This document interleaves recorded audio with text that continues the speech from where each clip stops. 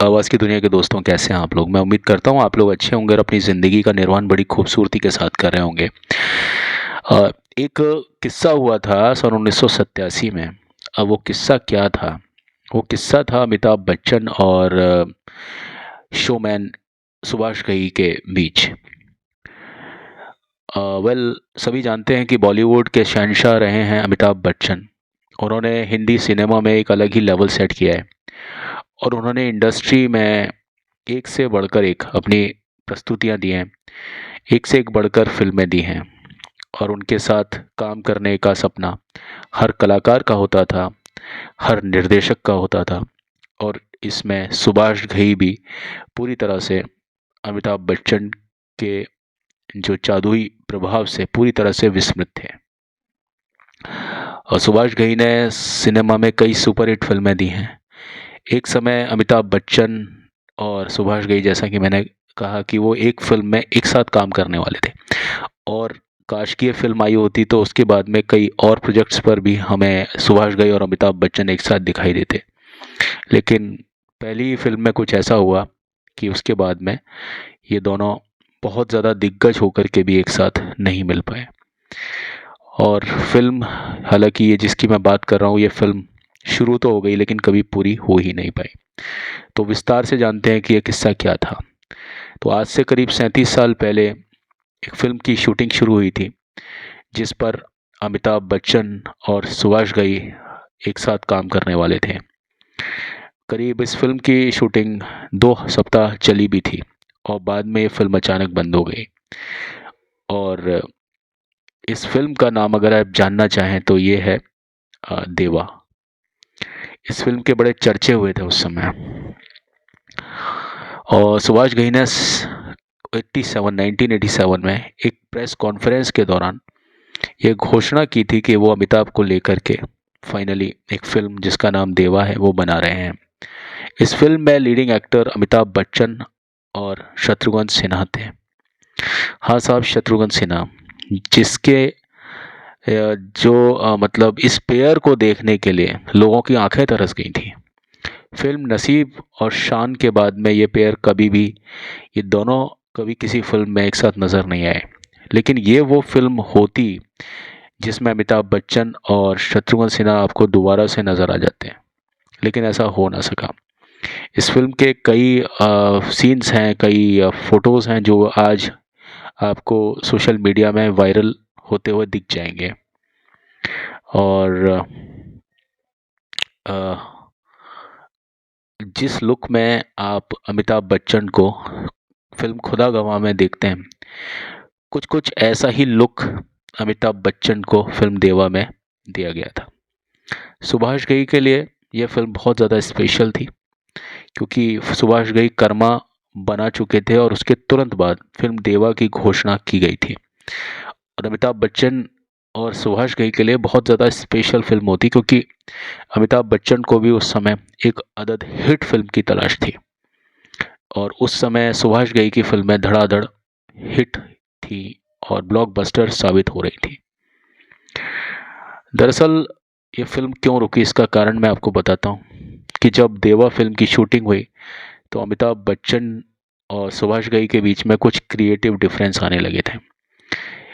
अमिताभ बच्चन सुभाष घई का जो कुछ डायरेक्शन था उसको लेकर के थोड़ा सा वो चेंज चाहते थे उसमें।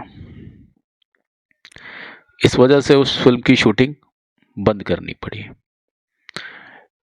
छोटी सी बात इतनी बढ़ गई कि वो दूरियां कभी ख़त्म ही ना हुई और इस वजह से वो फिल्म की शूटिंग दोबारा नहीं हो पाई। और बताया यह गया था कि फिल्म की शूटिंग के दौरान अमिताभ बच्चन फिर एक बार मनमुटाव हो गया सुभाष घई से, तो वो उस फिल्म के सेट पर नहीं आते थे। वेल, ये भी बताया जाता है कि अमिताभ बच्चन बीमार होने के बावजूद भी फिल्म देवा की जो शूटिंग कर रहे थे, यह बात फिल्म के निर्माता हबीब नाडियाडवाला को पसंद नहीं आई थी। इस वजह से उन्होंने सुभाष घई को बहुत खरी खोटी सुना दी थी और इस बात को सुभाष घई ने अपने दिल पर ले लिया। उन्हें यह बात बहुत ज़्यादा चुभ गई थी। उनका कहना था कि अमिताभ बच्चन को अगर स्क्रिप्ट या किसी भी चीज़ को लेकर के कोई भी शिकायत थी तो वो सबसे पहले सुभाष घई से इस बारे में बात कर सकते थे। लेकिन अमिताभ बच्चन ने सुभाष घई से बात करना मुनासिब नहीं समझा और वो चले गए थे इस फिल्म के निर्माता हबीब नाडियाडवाला के पास अपनी इस शिकायत को लेकर के। तो उस समय सुभाष घई को ऐसा फील हुआ था कि सुभाष घई को कुछ इंसल्ट किया जा रहा है, उनको नीचा दिखाया जा रहा है, निर्माता उसको लताड़ लगा रहा है निर्देशक को। तो ये सीन की उन्होंने कल्पना नहीं की थी। इस वजह से ये फिल्म बंद हो गई क्योंकि दूरियां बहुत ज़्यादा बढ़ गई थी। और इसके बाद में सुभाष घई ने कहा था कि वेल मेरी भी गलती थी, मतलब सुभाष घई ने अपनी खुद की गलती को भी माना था कि मैं उस समय बहुत ज़्यादा बेसब्र हो गया था।